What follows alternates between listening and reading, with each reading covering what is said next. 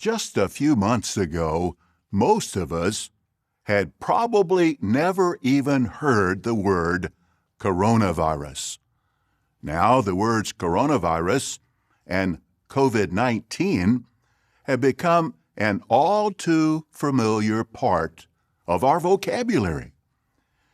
With the world facing this pandemic, everyday life for many of us has been disrupted in ways we might never have imagined.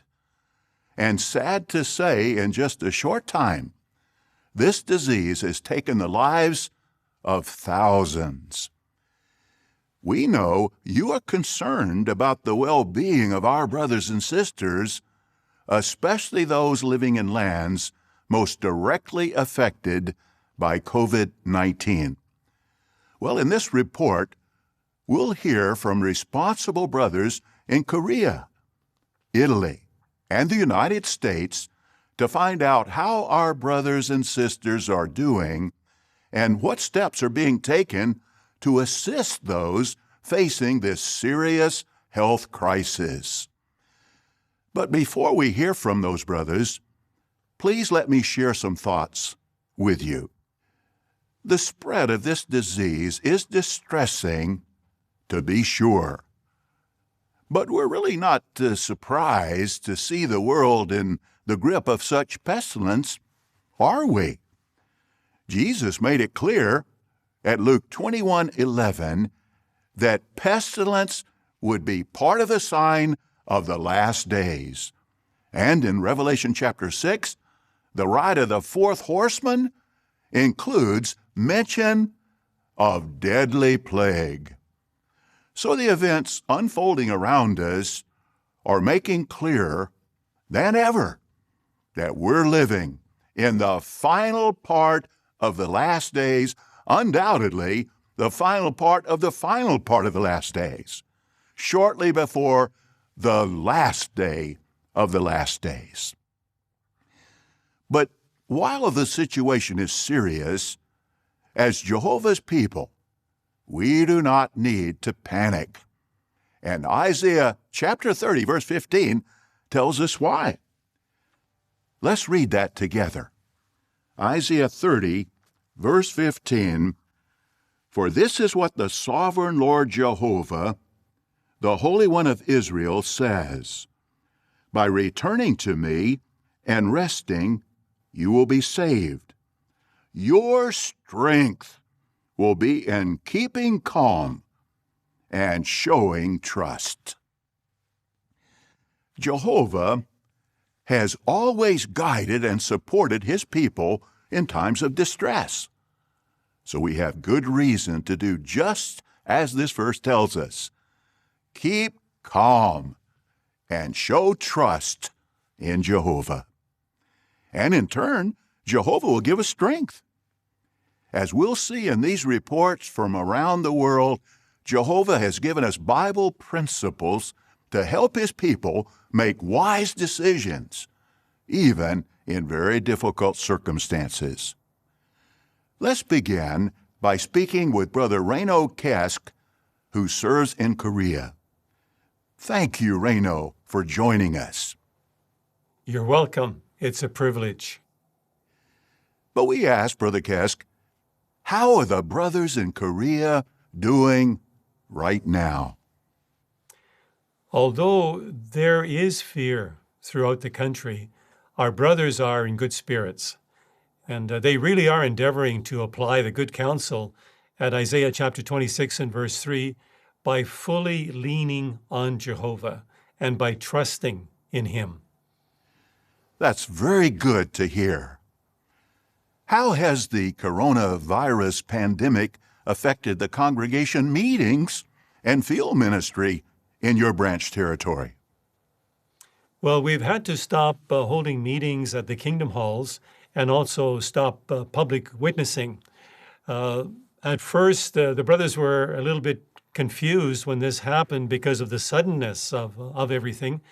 But once they were informed about the reasons for the steps that had to be taken, and also when they understood the need to apply Romans 13:1 to cooperate with the superior authorities or the government officials, they understood immediately and started to put into practice the recommendations and the suggestions that were given. And they were so thankful for these good suggestions, recommendations from the organization.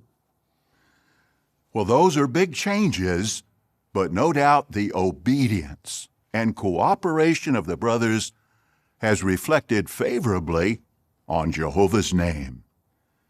But what has helped the brothers maintain their peace of mind during this time? Well, the friends are still keeping a very good spiritual routine, which is helping them and all of us to stay calm and to keep a proper perspective of matters. As far as meetings are concerned, the brothers are either meeting together in small groups or they're using video conferencing programs so they can keep in touch and enjoy the meetings that way, and also JW Stream. They're also more flexible in their ministry. They're writing letters, they're texting their return visits, they're conducting Bible studies over the telephone, they're calling their family and friends to see how they are, to talk to them. They're also calling former Bible students to see how they are and able to witness this way. But one other thing, too, I might mention that, and that is that the brothers are really trying hard to be balanced in how much time they're spending watching news reports and reading about them. In fact, it's important, of course, to stay up to date with things that are going on. But our brothers have found that constantly watching news reports and updates can also increase undue or unnecessary anxiety. For a certainty, we can imitate the faith of our brothers in Korea and their determination to maintain good spiritual routines during this time. Thank you very much for joining us for this report. It's been a pleasure. Thank you.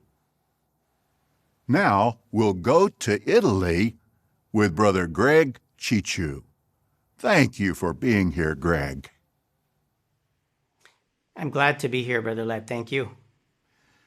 We know our brothers in Italy are facing many of the same challenges as our brothers in Korea, and in recent weeks have had to face some especially difficult conditions, including a nationwide lockdown. Can you please tell us how our brothers are doing in Italy? Well, some of our brothers have contracted COVID-19, and tragically, as of March 16th, 6 of them have died. The vast majority of our brothers are fine. We're praying for all of them, and especially those who lost dear loved ones in death. We're very glad to hear that most of the brothers are doing well, but our hearts go out to those who have lost their loved ones. The news media has reported on the many restrictions in Italy right now. How have our brothers been looking after each other despite these restrictions? Well, the brothers really miss associating together in person, but thanks to Jehovah's blessing, they're doing well spiritually. As Jesus said in John 13:34 and 35, that love for one another would identify his true disciples. Well, we're seeing this love in action here. True government restrictions prevent us from leaving home freely, but the brothers regularly keep in touch by phone or other electronic means. The result is that many are reporting that through this situation, it's actually drawing our brothers closer together. That's very encouraging news. Please tell us what the elders are doing to shepherd the brothers. In addition to providing for physical needs where possible, the elders are video conferencing with individuals and entire field service groups to share scriptural encouragement. So no one feels isolated. Each one receives emotional and spiritual support. Many are expressing a renewed appreciation for their dear shepherds. For example, one sister wrote, "I feel protected, like when a hen gathers her chicks to protect them from a predator." Another brother said, "I feel Jehovah's love through my elders. Just as Isaiah 32 verse 2 says, our elders are really proving to be a hiding place from the wind and a place of concealment from the rainstorm. How very encouraging. We're excited to hear how Jehovah is getting you brothers through this difficult time. Our prayers will continue to be with you. Thank you very much, Brother Lett. Now we'll go to the United States and speak with Brother Harold Corcoran, who serves in Wallkill, New York. Brother Corcoran serves as a helper to the publishing committee of the governing body, but is also a member of the United States Branch Committee. Thank you for being with us, Harold, and we look forward to hearing from you. Thank you for the opportunity, Brother Lett. Why don't you tell us how the brothers at World Headquarters and other United States Bethel facilities are doing? Well, there's no question that we're going through some challenging times because we've never experienced a health situation with the scope of this one. But on behalf of the Branch Committee, we're very happy to report that the Bethel family is coping well, and commendably, they have displayed the wisdom from above, being ready to obey, as described in the book of James, chapter 3, verse 17. And likewise, our brothers in the field, they are quick to respond to direction from the branch office. That's very good to hear. Can you explain what practical steps the brothers are taking to avoid spreading the coronavirus? We're taking very seriously the guidelines that we have received from medical and government authorities regarding steps that can be taken to prevent the spread of the virus. There are some basic reminders, such as regular hand washing, not touching the face, avoiding hugs and handshakes, and making sure to disinfect regularly surfaces that are often touched. And if someone is sick, they should stay home.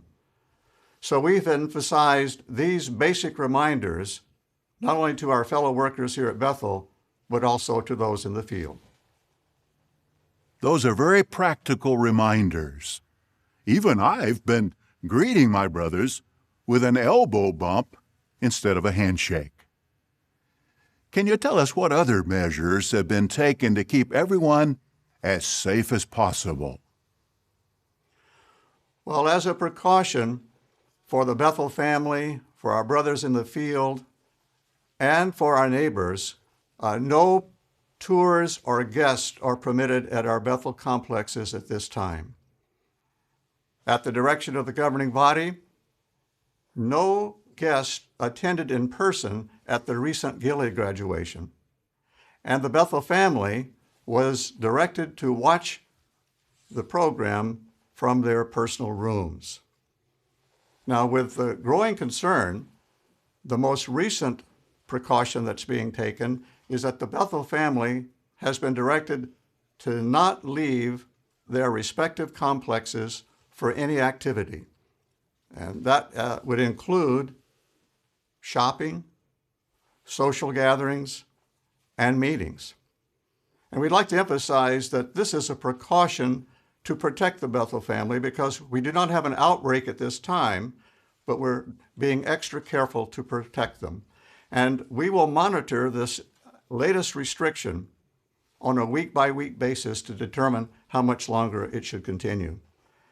Now, as far as the field is concerned, we have directed that all large theocratic events throughout the U.S. branch territory should be canceled until May 17th. Many of the adjustments you've described have no doubt been challenging. How have the brothers responded? We're happy to report that they have responded very well to the precautions that have been provided. And we'd also like to say, Brother Lett, on behalf of the branch committee to you, dear brothers on the governing body, thank you very much for your loving direction. We can certainly sense your loving concern and your tender affection. So thank you very much. Well, thank you very much, Harold. I'll be sure to pass that appreciation on to the other brothers. We've looked to Jehovah for help in making these decisions. It's encouraging to see how willing and cooperative our brothers and sisters have been. Thank you very much, Brother Corcoran, for sharing this update. You're very welcome. As you've seen from these reports, with the situation changing day by day, sometimes hour by hour, many adjustments have had to be made. Now, in some cases, the governing body has provided specific direction on how these adjustments should be put into effect. But many decisions have been left to those who are most familiar with local circumstances: branch committee members, circuit overseers, and congregation elders.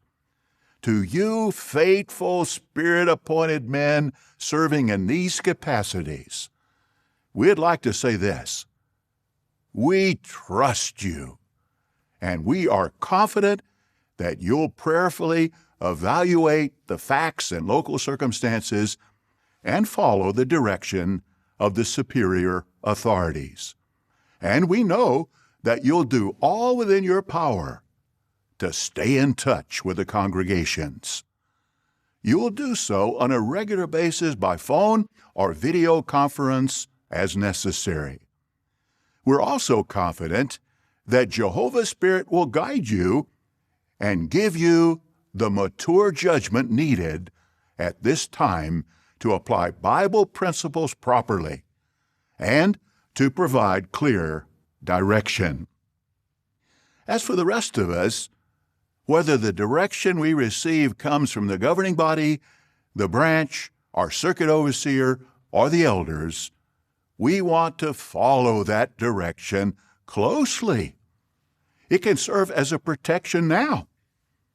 And really, if we think about it, it's good practice as we head into even more turbulent times ahead. Before we conclude, we'd like to share a few thoughts about the upcoming memorial of the death of Jesus Christ on April 7th. There's no virus, no pandemic in the world that can dampen our appreciation for what Jehovah and Jesus have done for us, or weaken our determination to observe the Lord's evening meal. Our gathering to commemorate that important event is more than a tradition. It's a command, recorded at Luke 22, verse 19. Let's read that together. Luke 22, verse 19. Also he, Jesus, took a loaf, gave thanks, broke it, and gave it to them, saying, "This means my body, which is to be given in your behalf. Keep doing this in remembrance of me." So will we keep doing this in remembrance of Jesus as he commanded? Absolutely. But how we do so may vary depending on our local circumstances.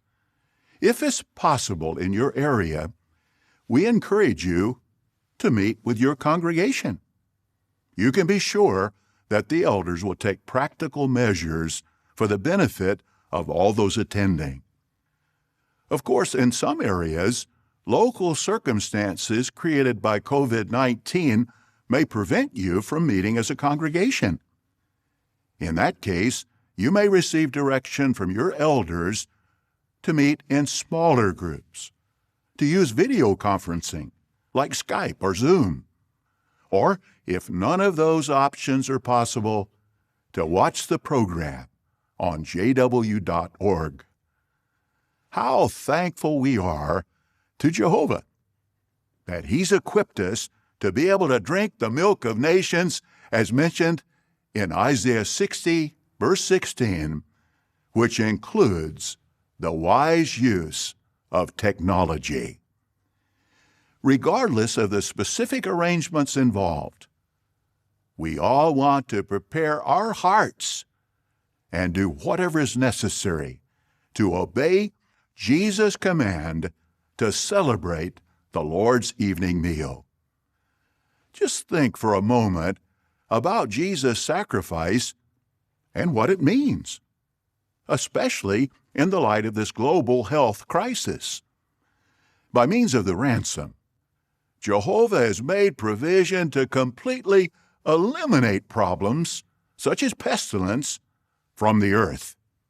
Not just this one viral pandemic, but all sickness and death. Admittedly, the events we see around us are now creating times hard to deal with, just as the Bible foretold. But these events also remind us of how close we are to seeing a complete solution to all these problems forever. We want you to know that the governing body loves you deeply and will keep you in our prayers. Our brothers in the United States, Italy, and Korea send their warm love and greetings. This is JW Broadcasting from the world headquarters of Jehovah's Witnesses.